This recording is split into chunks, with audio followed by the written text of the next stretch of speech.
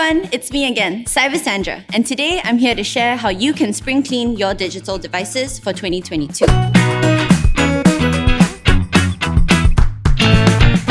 We've been through a lot in 2021, and now that it's 2022, it's time to get rid of last year's bad vibes and take the chance to refresh and renew ourselves. As part of that, we should also spring clean our digital devices so that they continue to run well and stay secure.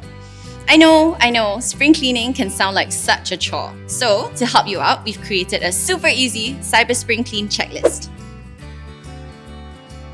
Let's start with the easiest one.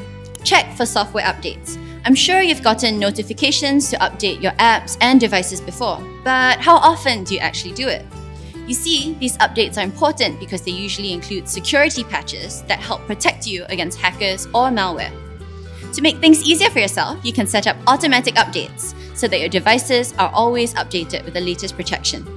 Next on our checklist is to ensure that you have a reputable antivirus software installed. Think of it as spring cleaning, but with extra strong Dettol for your devices.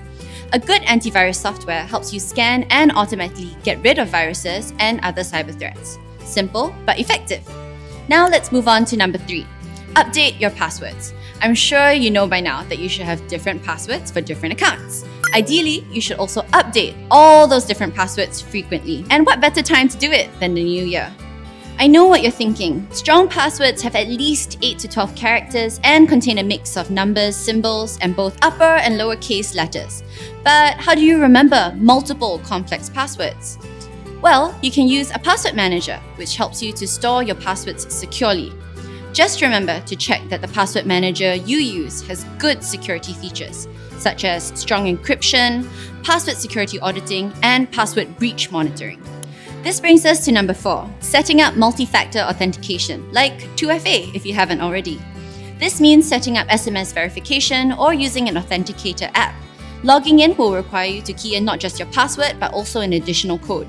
Twice the steps, but also double the security. Worth it. And finally, number 5 is to get rid of those online accounts that you no longer use. These old accounts may contain outdated and potentially breached passwords. It's best to leave them in 2021. And that's all I have for you today. I hope you had a productive spring cleaning session with me.